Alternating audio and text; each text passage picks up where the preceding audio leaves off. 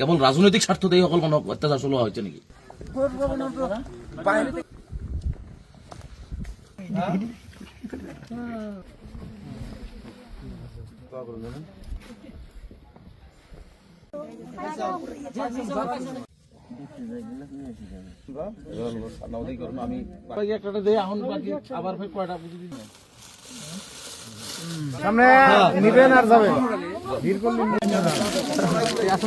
বঙাইগাঁৱৰ জিলা আয়ুক্ত গৰাকী কথা দিছিলে, এই ৰাইজকো কথা দিছিলে, আমাকো কথা দিছিলে যে এই মানুহখিনিক পিজিআৰ বাতৰি গ'লে তেওঁলোকক খাছলেণ্ডত তেওঁলোকক অলপ মাটি দিয়া হ'ব। কিন্তু এই মুহূৰ্ততে ব্ৰহ্মপুত্ৰৰ মাজত আমি বালিচৰৰ ভিতৰত, আৰু এই 80 বছৰীয়া বৃদ্ধা মৃত্যুৰ সৈতে যুঁজি আছে ঠাণ্ডাত।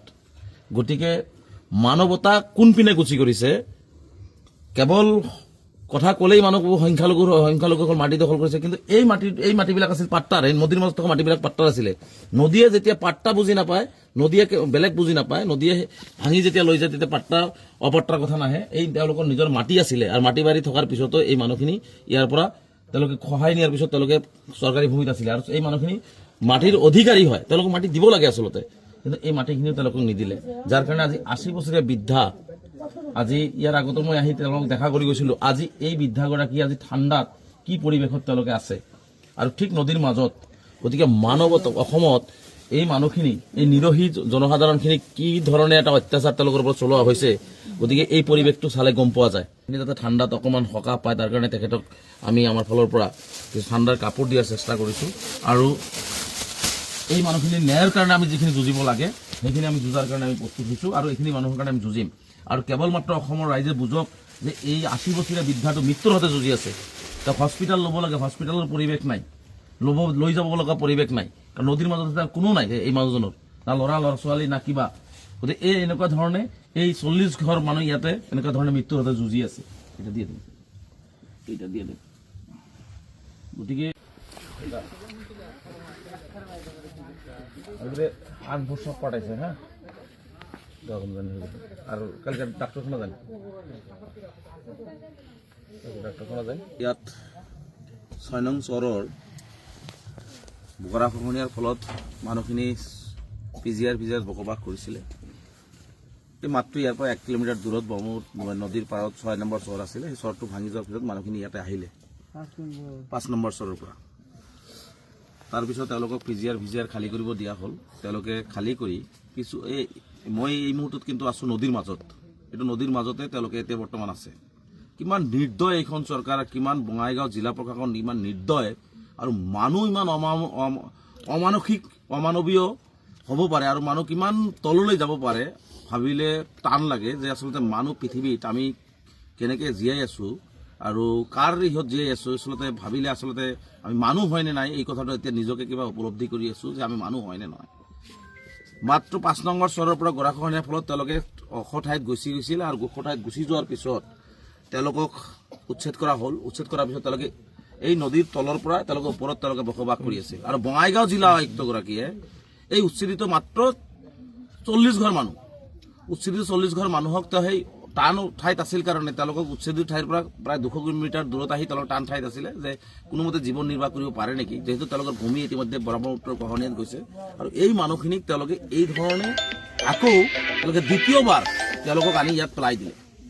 পেলাই দিয়াৰ ফলত আপুনি চাওক এটা অবৰ্ণনীয় পৰিৱেশ, ঠাণ্ডা ইমানেই ব্ৰহ্মপুত্ৰৰ মাজত যে তেওঁৰ গলেদি তেজ ওলাই আছে। এই মুহূৰ্তত সেই বেৰটোত যদি আপুনি চায়, এই বেৰটোত সম্পূৰ্ণ তেজ, ইমান তেজ ওলাইছে যে এই মানুহজন বৃদ্ধা মানুহজন আমাৰ এই মুহূৰ্তত কেনেকুৱা ধৰণৰ তেজ ওলাই আছে ঠাণ্ডাত। আৰু এই ধৰণৰ পৰিৱেশৰ মাজত অমানৱীয়ভাৱে তেওঁলোকক এই ধৰণে পেলাই থৈ দিয়া হৈছে। গতিকে মাননীয় মুখ্যমন্ত্ৰী মহোদয়, আপোনাৰ হৃদয় আছেনে নাই? এই মানুহখিনি কোনো সন্দেহজনক নাগৰিক নহয়, এই মানুহখিনি বঙাইগাঁও জিলাৰ 5 নং চহৰৰ বাসিন্দা আছিলে।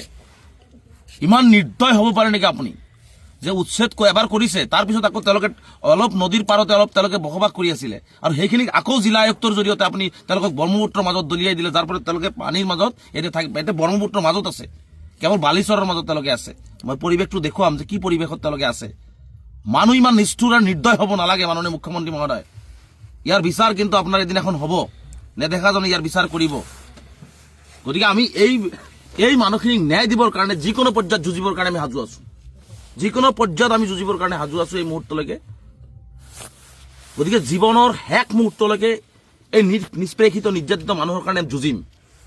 কাৰণ এইসকল ভাৰতীয়, এইসকল মানুহ, এইসকল অসমৰ অসমীয়া হয়। আৰু অসমবাসী ৰাইজে চাওক যে এই পৰিৱেশত মানুহবিলাকক ৰখা হয়। আজি 40 ঘৰ মানুহক ইয়াতে চৰকাৰী খাছ ভূমি বহুত আছে। বাৰে বাৰে জিলা আয়ুক্তক আমি আহ্বান জনাইছিলোঁ যে এই মানুহখিনিক চৰকাৰী খাছত তেওঁলোকক অলপ অলপ মাটি দিয়া হওক। তেওঁলোকক মাটি দিব বুলি কয়, বসুন্ধৰাত তেওঁলোকে এপ্লাই কৰিম বুলি কয়, চব এপ্লাই কৰা হৈছে। কিন্তু এই লোকক নিৰ্দয়ভাৱে তেওঁলোকক ৰখা হৈছে। মাটিটো দিয়া দূৰৰ কথা, তেওঁলোকক এতিয়া মৃত্যুৰ মুখলৈ ঠেলি দিয়া হৈছে। আৰু মানুহ চাওক, গলেদি ঠাণ্ডাৰ কবত, গলেদি তেজ পৰি আছে, ঠাণ্ডা তেনেকুৱা ধৰণে নিৰ্মমভাৱে এনেকৈ বিচনাত তেওঁলোকে আজি এনেকুৱা অসহায় অৱস্থাত আছে। গতিকে এইটো আটাইতকৈ এটা কি পৰিৱেশ, এতিয়া কোনোবাই নাচালে হয়তো গম নাপাব যে আমি এই পৰিৱেশটো, মই ইয়াৰ আগতেও ইয়াত আহিছোঁ, এই মানুহখিনিৰ লগত অন্যায় কৰা হৈ আছে, সেইখিনিলৈ যুঁজি আছোঁ। আৰু অহা দিনবিলাকতো এই মানুহখিনিৰ কাৰণে যুঁজিম। কিন্তু মুখ্যমন্ত্ৰীক এটা কথা বুজাব বিচাৰিছোঁ যে মানুহক এনেকুৱা ধৰণে আপুনি নামাৰিব, মানুহক এনেকুৱা ধৰণে নামাৰিব। ইয়াৰ বিচাৰ নিশ্চিতভাৱে পৃথিৱীতে পাব। চৰকাৰখনে, বঙাইগাঁও জিলা প্ৰশাসন, বঙাইগাঁৱত এই 40 ঘৰ মানুহে খাচমাটিত আছে নেকি? বহুতে থকা নাই নেকি? খাচমাটিত কোনো ধৰণৰ চৰকাৰী অফিচ নাই নেকি যে এই মানুহখিনিক ভূমি দিয়া নাযায়? এই মানুহখিনিক ভূমি দিলে আজি অন্তত ঠাণ্ডাৰ পৰা তেওঁলোকে বাচিলেহেঁতেন। গতিকে ইয়াৰ নিশ্চিতভাৱে বিচাৰ হ'ব। আৰু এই মানুহখিনিৰ ন্যায্যতাৰ কাৰণে যি ধৰণে যুঁজিব লাগে, যি ধৰণে আন্দোলন কৰিব লাগে, সেইখিনি আমি কৰিবৰ কাৰণে প্ৰস্তুত আছোঁ।